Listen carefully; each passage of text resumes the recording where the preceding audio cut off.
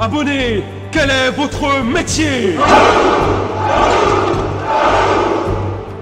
Salut mes soldats, c'est Manar. Aujourd'hui on se retrouve pour parler d'un nouveau jeu, un jeu Dragon Ball. Vous allez voir, il est super mortel. Ça se dit encore super mortel? Donc le nom de ce jeu est Dragon Ball The Strongest Warrior et c'est un jeu qui est disponible qu'en Chine. Ce jeu est un MMORPG en temps réel et en plus qui se passe dans un monde ouvert. L'histoire se déroule dans la partie Dragon Ball. On peut penser que si le jeu cartonne, il y aura aussi du Dragon Ball Super et pourquoi pas même du Dragon Ball GT. Donc ça va vraiment retracer l'histoire de Son Goku depuis son enfance. Donc on va voir les batailles contre Yamcha, Tenshinhan, Piccolo, Freezer, etc. Donc vous l'aurez compris, de l'enfance à l'âge adulte. Donc graphiquement le jeu il est juste magnifique, il est en 3D, il y a des super belles cinématiques, ça pourrait être un dessin animé.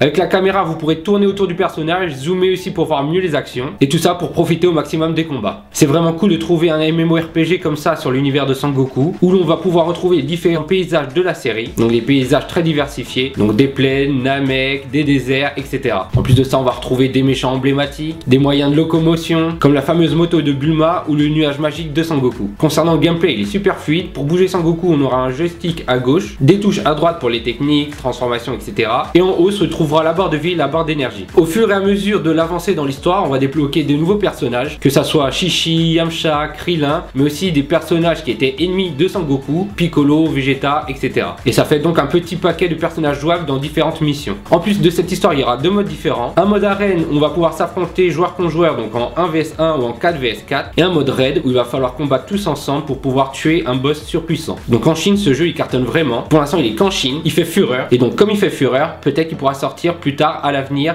dans d'autres pays. On croise les doigts parce que le jeu il a l'air vraiment génial. Voilà, pensez à mettre un petit pouce bleu, à vous abonner. Quant à nous, on se retrouve pour une prochaine vidéo. C'était Manar, c'était un plaisir. Salut mes soldats.